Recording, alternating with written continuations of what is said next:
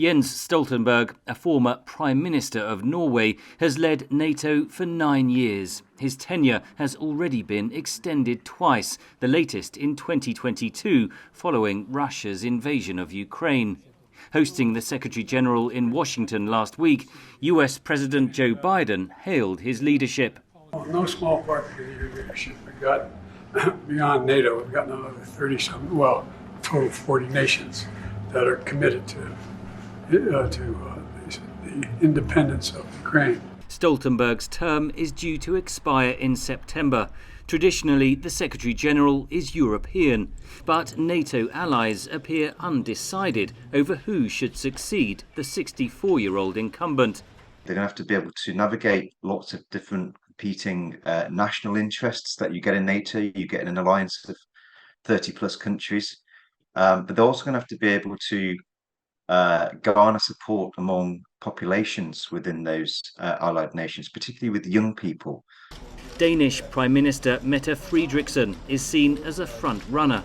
On a recent visit to Washington, she highlighted her country's support for Kyiv.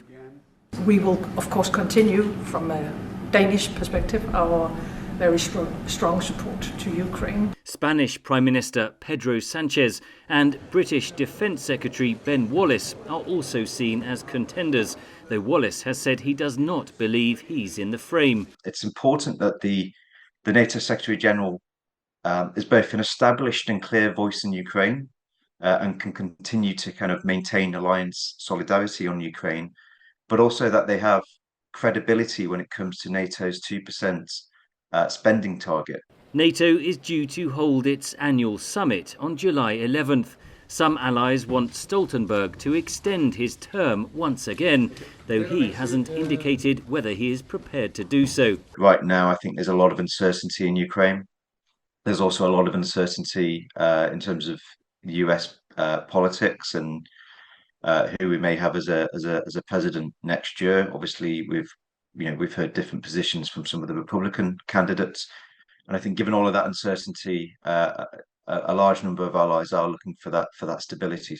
Analysts say whoever leads NATO will face numerous challenges: large-scale land warfare in Europe, the dangers of nuclear proliferation, an increasingly assertive China, and new theatres of competition in cyber and space technology.